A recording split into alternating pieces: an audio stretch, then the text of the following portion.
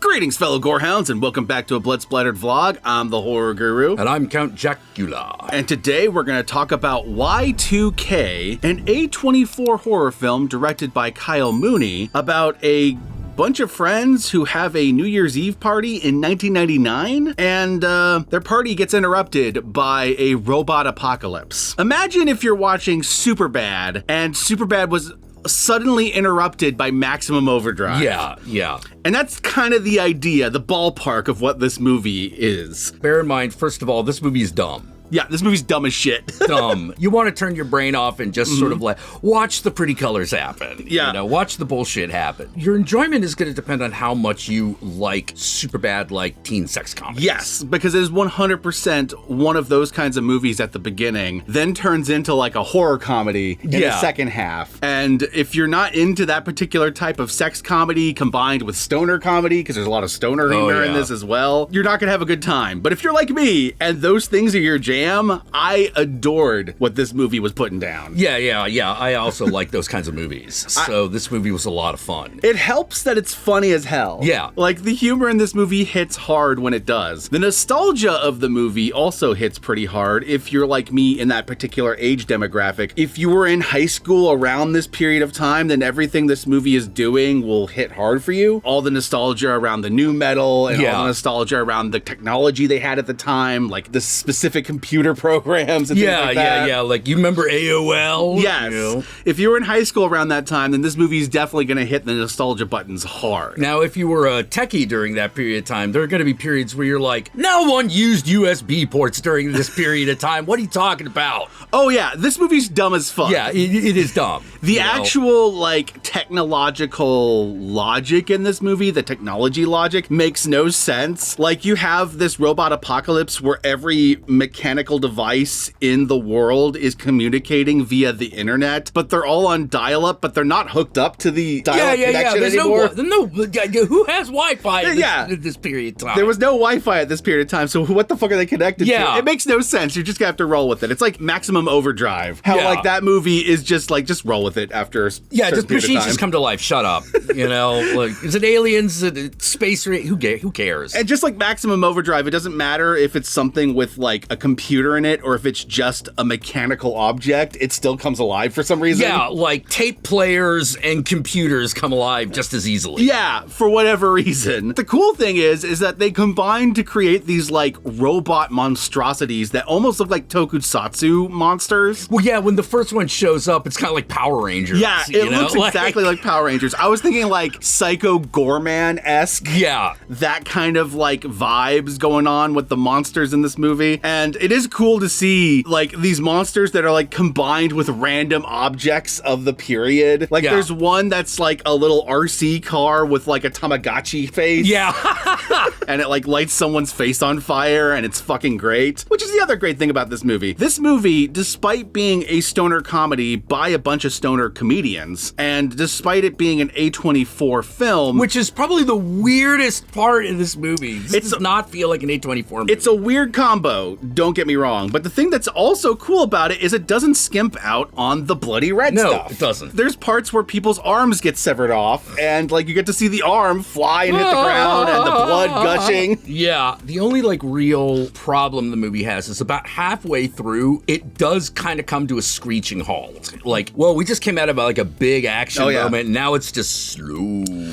It's like when that picks up again. We start to enter this like calm before the storm at the end. Yeah. And there is like a lull there. That is true. Like the pacing's a little weird in that regard. The thing that made it work for me despite that is I really liked the characters in this movie. Well, yeah, you like the main characters. Yeah. The main character, Eli, and his best friend, Danny, which Danny is my favorite character in the movie. We'll talk more about that in the spoiler section because there's some things there. They're really likable. They're kind of, you know, teenage assholes, but like I enjoy them. The people they meet along the way, even ones that they're initially like antagonistic against, but like befriend during the apocalypse, even if you start off hating them, by the end of the movie, I can't imagine not loving them as much as I do. Yeah. They're infectious. Like the conscious rapper kid, like he was like a nothing at the beginning of the movie. Then by the end of the movie, I'm like, I like this kid. Yeah. The nu metal chick, I liked her. The nu metal chick and the conscious conscientious rapper just constantly butting heads. Oh yeah. Her favorite rapper is Fred Durst. Yes. You know?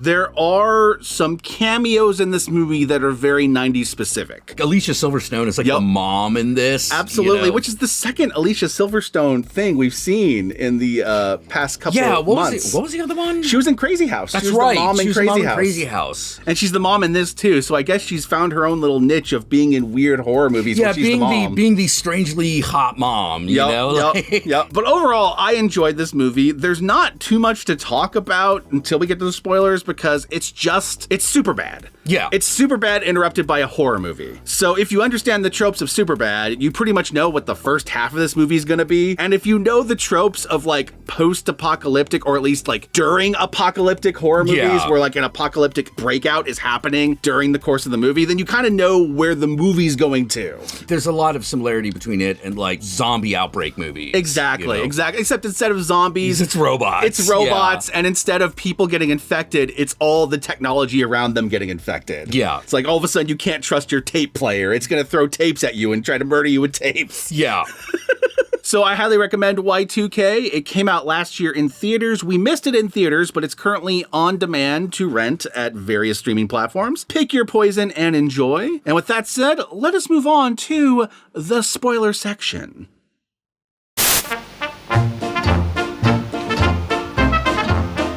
If you remember the movie Zombieland, that like third act of the movie where they all of a sudden run into Bill Murray playing Bill Murray, there's a moment like that in this movie, except instead of Bill Murray, it's Fred Durst. Yeah. They run into Fred Durst, who lost his band because the apocalypse happened. Yeah. And Fred Durst joins our band of characters in this survival He has like situation. an existential moment where he's like, I ain't nothing without the biscuit. I ain't nothing without the biscuit. Absolutely. And the whole movie ends up culminating in the characters having to save what remains of their loved ones who have been kidnapped by the robot overlords and are being assimilated into these like almost like a Matrix-like They're put in like VR realm. Yeah, they're put in a Matrix VR realm, but it's all, instead of it being like the Matrix, it all looks like the Mind's Eye. Yeah, it looks like the Mind's Eye. What it looks like fucking Lawnmower Man. Yeah. To the point where the main like central algorithm is represented by an avatar that looks like it's just straight out of Lawnmower Man. Yeah, but it talks like a 90s fucking teenager on the internet. Oh yeah. Looks like you're fuck. He's a complete douchebag. He reminded me of the bad guy in Sausage Party, is what he reminded me of. Yes. The way he talked. They have to distract the robots while some of the characters go to try to essentially fry the mainframe. Yeah, the girl has to go deep into the hack. Yeah. You know? One of the conceits is that the main character's crush is like child prodigy when it comes to coding. So she hacks into these robots over the course of the movie. And of course, the way the movie represents hacking is she just types really loudly. Yeah, and really fast and like fucking and shit from the movie Hackers happens. Yeah, just like hacker shit happens on the screen. It makes no sense, but that's the kind of dumb movie this is. Fred Durst must distract these robots while the kids go and fry the mainframe. And in order for Fred Durst to do that, he plays Faith in front of the crowd. Earlier in the movie, the character of Danny, who is the best friend, he's the fat best friend. He's played by Julian from Hunt for the Wilder People. I forget his last name. It's like Julian Dennison or something like that. Yeah. You'll recognize, when you see him, you will instantly recognize him. He's playing the funny, fat character that you see in a lot of Superbad kind of movies. The Jonah Hill role from the original Superbad. Yeah. But unlike Jonah Hill, like he's kind of succeeding. Yeah. You know? The difference between him and the Jonah Hill character is that he's actually as cool as he thinks he is. Yes. Yeah.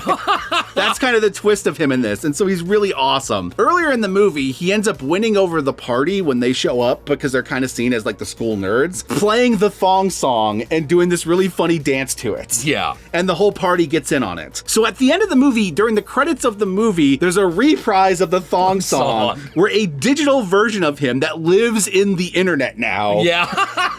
Plays the thong song, and that's how this movie ends, which is kind of like filling the same space as like a Will Smith rap. Yeah, it does. Yeah. Now, here's the thing. The reason why he is in the internet at the end of the movie and is just kind of like this cyber version of himself is because he dies earlier in the movie. This is one of the big spoilers about it. My favorite character of the movie dies right when the apocalypse happens. Yeah, he dies at the end of the first act. Basically, yeah. And his friend has to deal with the trauma of that for the rest of the movie. Yeah. Because the friend's problem is he is way too meek and timid. He's too afraid to take risks. He's too afraid to stand up for himself. He's too afraid to do anything. He does have a crush in this movie. And that's kind of like what leads them to go to this party is that like, oh, hey, my school crush is there. We should go there. Right. We should do this. But like his friend has to like push him to do it. But like, it's not like the crush doesn't like him. It's just that he never like puts himself out there. So she's always taking the opportunities that are actually coming to her. Yeah. Like the guys that actually ask her out. Yeah, because she's not sure whether he's into her either. Yeah, because he's like too scared to even like intimate it. Yeah. So over the course of this movie, he has to learn to be more like his friend who puts himself out there and doesn't care if he looks goofy because guess what? Embracing the goofiness is awesome. Yeah. And you're like, oh God, the condom bit. The condom. There's an emotional crux of this movie that's tied to this condom. The pinwheel of this movie is a fucking old condom. It is the dynamite at the foot of the bed, the Chekhov's gun, the thing that is established early on in the movie and will come into play in the last act of the movie. So basically his friend has kept this condom around. We have this one condom. One of us is going to use this thing by the end of the night. Exactly. You know? One of us will use this. That's the goal. One of us is going to. And when he dies, he passes the condom to his friend and just like, now it's on you. It's gotta be you now, bro. It's gotta be you. Again, if you're not into these types of teenage sex comedies, then this is gonna be stupid as shit to you. And it is stupid as shit, but I love I loved the condom bit. The condom doesn't really come into play until the last act of the movie when they have to apply essentially like a virus into the fucking mainframe. Yeah, they have to plug the virus into the mainframe, but it keeps shocking the girl's hand. She keeps like not being able to do it. So she wraps the fucking condom around it to do it. Like that's the moment. That's the Chekhov's gun. It's like it keeps electrocuting me. I can't get it in. I also like that cute moment when he whips it out and she has that moment of like, oh, like now? You know, like, oh, okay, you know. Anyway, my fellow gorehounds, Y2K is a fun, dumb as shit movie. If you're not into stoner comedies, if you're not into teen sex comedies, and if you're not into post-apocalyptic horror comedies like Zombieland, then this is not going to be for you. Yeah. But if you like all those things, then this is 100% the movie for you. Yes.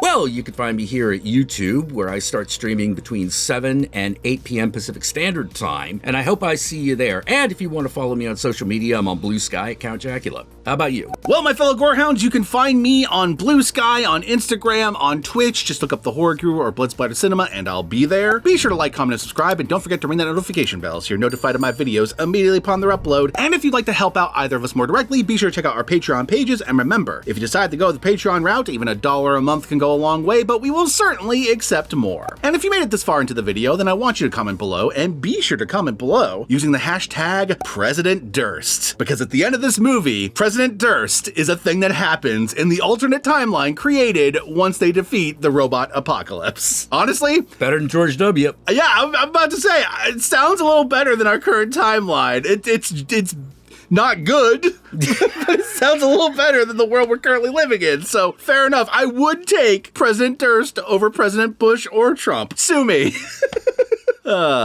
Peace out.